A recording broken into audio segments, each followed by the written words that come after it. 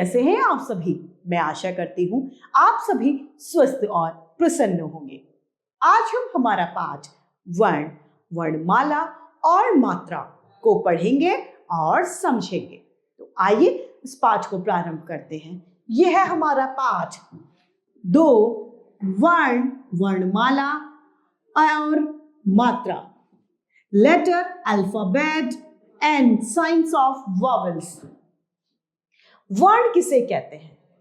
वर्ण भाषा की वह सबसे छोटी इकाई है जिसके टुकड़े यानी खंड नहीं किए जा सकते। हिंदी वर्णमाला को 2 भागों में बांटा गया है, यानी उसको 2 भेद होते हैं। कौन कौन से? स्वर तथा व्यंजन। स्वर वे होते हैं जिन्हें बिना किसी सहायता से हम उच्चारण कर सकते हैं, वे स्वर कहलाते हैं। ये संख्या में 11 यानी 11 होते हैं। स्वर कौन कौन से होते हैं? अ, आ, इ, ई, ओ, उ, री, ए, आई, ओ, औ। अंग और अह जो है वह न तो स्वर होते हैं न ही व्यंजन, वे अयोगवाह कहलाते हैं। अब है हमारा व्यंजन। व्यंजन किसे कहते हैं? व्यंजन वे वर्ण जिनके उच्चारण के लिए स्वरों की सहायता लेनी पड़ती है, वे व्यंजन कहलाते हैं। इनकी संख्या 33 यानी 33 होती है। क, ख, ग, घ, ड़ ये क वर्ग में है। च, छ, छ, ज, य ये च वर्ग में। ट वर्ग में ट, ठ, ड, ढ, ण है। त वर्ग में त, थ, द, ध, न। प वर्ग में प, फ, ब, भ, म। अंतस्थ में य, र, ल, व और ऊष्म व्यंजन में श, श, स है। वर्णों के सार्थक समूह को ही वर्णमाला कहते हैं, या वर्णों के क्रमबद्ध समूह को हम वर्णमाला कहते हैं। हिंदी में वर्णमाला अ से ह तक यानी 44 होते हैं। अन्य वर्ण में अंग और अह ये न तो स्वर है न ही व्यंजन, ये अयोगवाह कहलाते हैं। अ, फ, ज आगत ध्वनियां हैं। ड़ और झ को भी व्यंजन के रूप में अपनाया गया है। इससे किसी शब्द की शुरुआत नहीं की जा सकती। ये सदैव शब्द के मध्य में आते हैं, लेकिन शुरुआत इनसे नहीं होती। वर्ण के भेद। वर्ण के 2 भेद हैं, स्वर तथा व्यंजन। स्वर जिन वर्णों का उच्चारण स्वतंत्र रूप से होता है स्वर कहलाते हैं। ये 11 होते हैं। अ, आ, इ, ई, उ, ऊ, री, ए, आई, ओ, औ। स्वर के 3 प्रकार होते हैं, यानी स्वर के भी भेद होते हैं 3। ह्रस्व स्वर, दीर्घ स्वर, प्लुप्त स्वर। सबसे पहले है हमारा ह्रस्व स्वर। ह्रस्व स्वर किसे कहते हैं? जिन स्वरों के उच्चारण में कम समय लगता है वे ह्रस्व स्वर में आते हैं, यानी जिनको बोलते समय हमारे मुंह से जो ध्वनि है वो ज्यादा लंबी नहीं खींची जाती, ह्रस्व स्वर कहलाते हैं। जैसे अ, इ, उ, री ये संख्या में 4 होते हैं। दूसरा आता है हमारा दीर्घ स्वर। जिन स्वरों के उच्चारण में दीर्घ स्वर से ज्यादा समय लगता है वे दीर्घ स्वर कहलाते हैं। जिनको बोलने में हमें उच्चारण हमारा थोड़ा सा लंबा खींचना पड़ता है वह दीर्घ स्वर है। जैसे आ, ई, ओ, औ ये सभी, ए, आई ये 7 जो है यह 7 दीर्घ स्वर है। तीसरा है हमारा प्लुप्त स्वर। जिन स्वरों के उच्चारण में तिगुना समय लगता है, यानी ह्रस्व स्वर और दीर्घ स्वर से ज्यादा समय लगता है वह स्वर प्लुप्त स्वर कहलाते हैं। इसका उदाहरण है ओम। अब है स्वरों की मात्राएं। प्रत्येक स्वर की अपनी एक मात्रा होती है, लेकिन अस्वर की अपनी कोई मात्रा नहीं होती। यह स्वयं व्यंजनों में सम्मिलित होता है या ये व्यंजनों में पाया जाता है। ह्रस्व का वही बदलता हुआ रूप उसकी मात्रा है। अतः हम कह सकते हैं कि व्यंजनों के साथ स्वरों का जो चिन्ह लगाया जाता है वह मात्रा कहलाती है। अ की अपनी कोई मात्रा नहीं होती या व्यंजनों के साथ में प्रयोग होता है। मात्रा न होने के कारण कमल, कमल इसका मूल रूप है। आ की मात्रा जो इस तरीके से किसी व्यंजन के पीछे लगाई जाती है। यदि हम क व्यंजन के साथ आ की मात्रा को लगाएं तो उच्चारण होगा का। काम, काम इसका उदाहरण है। ई की मात्रा यह व्यंजन के आगे इस तरीके से लगाई जाती है। ई की मात्रा यदि हम क व्यंजन के साथ लगाएं तो उच्चारण हो जाएगा कि। किताब, किताब, किन, किन इसका उदाहरण है। ई की मात्रा इस तरीके से व्यंजन के पीछे लगाई जाती है। ई की मात्रा लगाने से उच्चारण में परिवर्तन आता है। क व्यंजन के साथ ई की मात्रा लगाने पर हो जाता है की। जैसे कील, कील, नील, नील इसका उदाहरण है। उ की मात्रा, उ की मात्रा व्यंजन के नीचे इस तरीके से लगाई जाती है। उ की मात्रा लगाने से व्यंजन के उच्चारण में परिवर्तन आता है। उच्चारण क्या होगा? क व्यंजन के साथ लगाते ही कु, कुल, कुल। उ की मात्रा यह भी व्यंजन के नीचे इस तरीके से लगाई जाती है। इसका उच्चारण थोड़ा लंबा किया जाता है क्योंकि यह दीर्घ स्वर में आती है। अतः जैसे ही हम उ की मात्रा क व्यंजन के साथ लगेंगे तो बनेगा कू, कूल, कूल, ऊन, ऊन इसके उदाहरण हैं। रि की मात्रा व्यंजन के नीचे लगाई जाती है और रि की मात्रा लगाने से र का उच्चारण किया जाता है। जैसे ही क व्यंजन के साथ में हम रि की मात्रा लगाएंगे तो बनेगा कृ, कृषक, कृषक, कृपा, कृपा इसका उदाहरण है। ए की मात्रा व्यंजन के ऊपर लगाई जाती है और उच्चारण को प्रभावित करती है। क व्यंजन के साथ ए की मात्रा लगाने पर हो जाता है के, केवल, केवल, वेतन, वेतन इसके उदाहरण हैं। अगला है हमारा ए की मात्रा। यह आई की मात्रा यह इस तरीके से लगाई जाती है।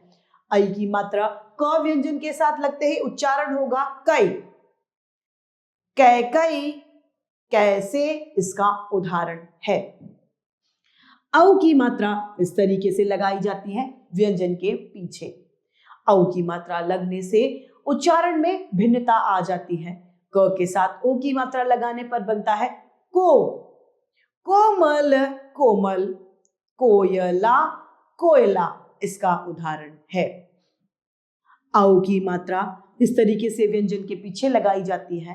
क के साथ औ की मात्रा लगते ही कौ हो जाता है। कौन, कौन, कौआ, कौआ इसका उदाहरण है। अब है हमारा अन्य चिन्ह, अनुस्वार यानी चंद्र यानी बिंदु। अनुस्वार स्वरों के बाद में आता है। इसका उच्चारण नाक से होता है। इसका प्रयोग वर्णमाला के पांचों वर्ग के पंचम यानी अंतिम वर्ण के साथ होता है। पंख, कंघा, मंच, घंटी, बंदर, खंबा आदि। अनुस्वार जिस वर्ण के ऊपर लगाता है उसे तुरंत बाद में बोला जाता है। अनुनासिका यानी कि चंद्र बिंदु। अनुनासिकों को चंद्र बिंदु कहते हैं। इसका उच्चारण मुंह और नाक से होता है। व्यंजनों के साथ अनुनासिका स्वर मात्राओं के रूप में लगाया जाता है। जैसे चांद, कांच, मांग आदि। परंतु यदि शिरोरेखा के ऊपर कोई मात्रा लगी हो तो केवल चंद्र बिंदु को केवल बिंदु के रूप में लिख दिया जाता है, जैसे मैं, क्यों, ईंट आदि। विसर्ग जो दो बिंदी के रूप में पीछे लगाया जाता है, किसी भी वर्ण के पीछे विसर्ग का प्रयोग करते ही ह की ध्वनि का उच्चारण किया जाता है, जैसे प्रातः, अतः आदि। आगत ओ, इसका उच्चारण आ और ओ के मध्य की ध्वनि ओ के रूप में किया जाता है, जैसे ऑक्सीजन, कॉलेज, डॉक्टर आदि। व्यंजन, व्यंजन का उच्चारण करते समय स्वरों की सहायता लेनी होती है। बिना स्वरों की सहायता के व्यंजन उच्चारण में नहीं लिए जाते। इनकी संख्या 33 यानी 33 होती है। क ख ग घ ड़, च छ ज झ ण, ट ठ ड ढ न, त थ द ध न, प फ ब भ म, य र ल व, श स श ह।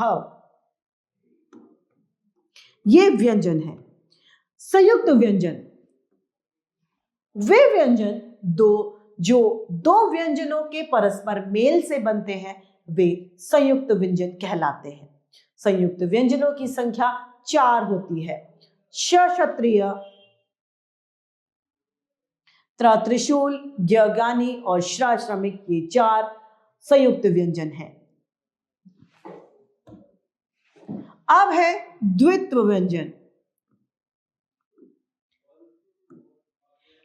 एक व्यंजन दो व्यंजनों से मिलकर बने व्यंजनों को एक जैसे ही दो व्यंजनों से मिलकर जो व्यंजन बनते हैं वे द्वित्व व्यंजन कहलाते हैं, जैसे च हलंत और च से मिलकर बना चच, ब हलंत और ब से मिलकर बना बब, क हलंत और क से मिलकर बना कक आदि।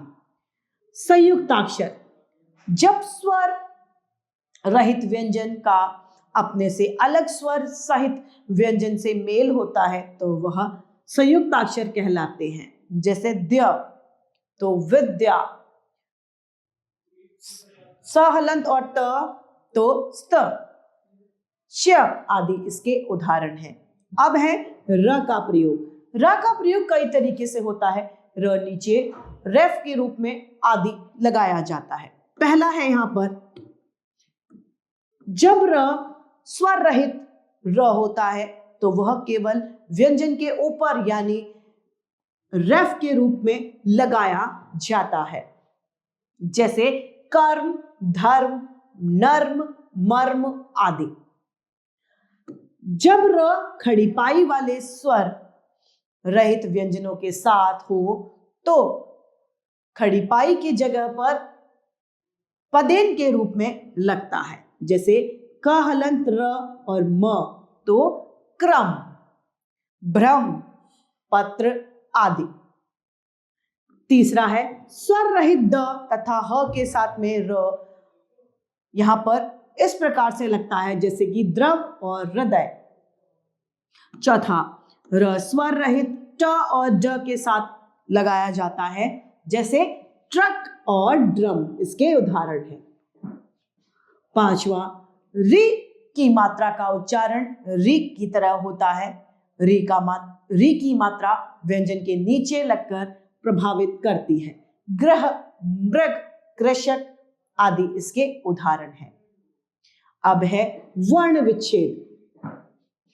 विच्छेद का अर्थ होता है अलग अलग करना। वर्णों को अलग अलग करना वर्ण विच्छेद कहलाता है। वृक्ष में व हलंत, री, क हलंत ये संयुक्ताक्षर है, इसीलिए क हलंत और श हलंत मिलकर श बनाएंगे और अ। त्रिशूल त हलंत, र हलंत, ई, श हलंत, उ हलंत, ल हलंत, अ। कन्या में क हलंत अ, न हलंत य और आ। यह पाठ समाप्त होता है। आइए इस पाठ के महत्वपूर्ण बिंदुओं के साथ में इस पाठ को दोहराते हैं। वर्ण भाषा की सबसे छोटी इकाई होती है। वर्णों का व्यवस्थित समूह ही वर्णमाला कहलाता है। वर्णमाला में 11 यानी 11 स्वर और 33 यानी 33 व्यंजन होते हैं। शब्द के प्रत्येक वर्ण को अलग अलग करके लिखना ही वर्ण विच्छेद कहलाता है। अब है इस पाठ का अभ्यास कार्य, आइए इसे देखते हैं। पहला, दिए गए वाक्यों के सामने सही या गलत का हमें चिन्ह लगाना है। क, ह्रस्व स्वर को बोलने में अधिक समय लगता है, जी नहीं। री संयुक्त व्यंजन है, जी नहीं। अ स्वर की कोई मात्रा नहीं होती, जी हां। घ अनुनासिका का उच्चारण नाक और मुंह से होता है, जी बिल्कुल। अनुस्वार बिंदु का चिन्ह होता है, जी हां। दूसरा प्रश्न, उचित उत्तर पर सही का निशान लगाएं। क हलंत अ, म हलंत अ, ल हलंत अ से बनने वाला सही शब्द क्या है? कमल, कलम, कमल और कम, अलय। तो कमल इसका सही शब्द है। ख स्वरों की मदद से बोले जाने वाले वर्ण क्या कहलाते हैं? व्यंजन। अनुस्वार या अनुनासिका वे व्यंजन कहलाते हैं। किस शब्द में अनुनासिका का प्रयोग हुआ है? गंगा, गंधर्व या गांव? गंगा। क्षात्र क्या है? स्वर, व्यंजन या संयुक्त व्यंजन? ये दोनों संयुक्त व्यंजन हैं। प्रश्न तीसरा, नीचे संयुक्त और द्वित्व व्यंजन वाले शब्द लिखे हैं, आप इन्हें अलग अलग करके उनकी जगह पर लिखें। द्वित्व व्यंजन में अम्मा,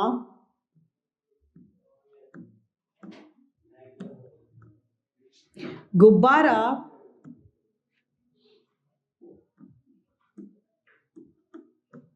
पत्ता,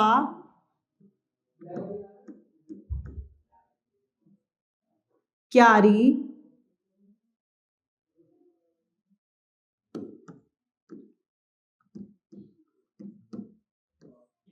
स्वच्छ,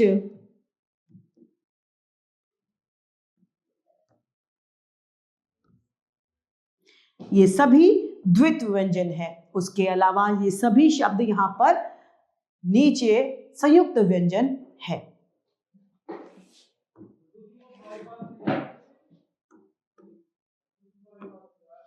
प्रश्न चौथा, दिए गए शब्दों का वर्ण विच्छेद कीजिए। तो हमें यहां पर वर्ण विच्छेद करना है। सबसे पहला है हमारा विद्यालय। तो व हलन ई, द हलन य,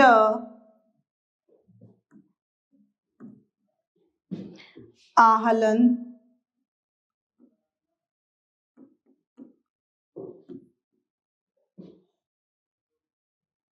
ल, अहलन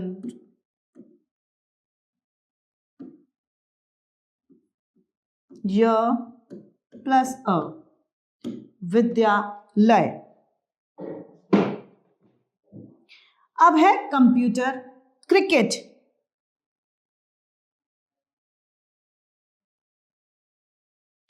क्रिकेट का वर्ण विच्छेद है क हलन र हलंत ई प्लस क हलंत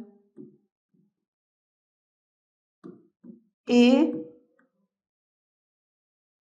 प्लस ट हलंत और अ। गेंद, गेंद का वर्ण विच्छेद है ग हलंत ए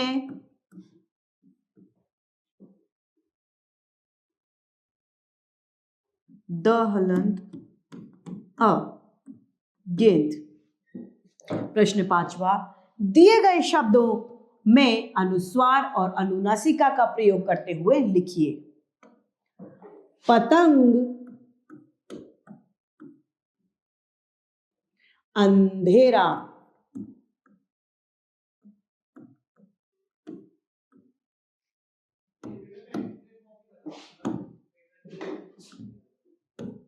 पांच, संतरा, चांदी, खांसी,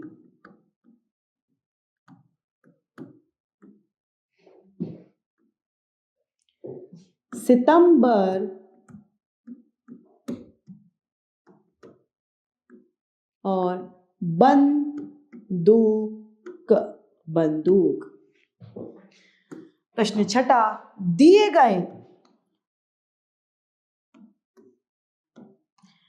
गए संयुक्त व्यंजनों को अलग अलग करके उनके दो दो उदाहरण लिखिए। तो श जो संयुक्त व्यंजन है वो बनता है, श बनता है क हलंत और श षटकोण से। त्र बनता है त हलंत और र से। ज्ञ बनता है ज्ञ हलंत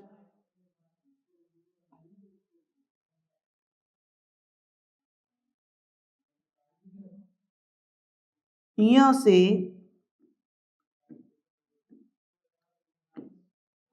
श श्रमिक बनता है श हलंत और र से। तो क्षत्रिय इसका उदाहरण है और क्षेत्र इसका उदाहरण है।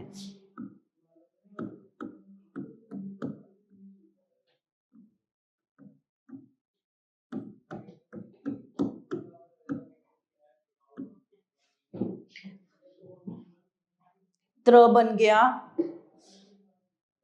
नेत्र, त्रेता।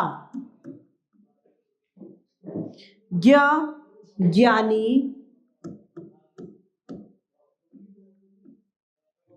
श्र श्रमिक, श्रम व श्रमिक।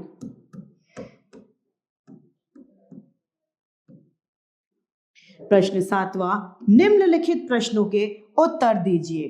क वर्णमाला किसे कहते हैं? वर्णों का निश्चित क्रमबद्ध समूह ही वर्णमाला कहलाता है। ख स्वर और व्यंजन में क्या अंतर होते हैं? स्वरों की संख्या 11, व्यंजनों की संख्या 33 होती है।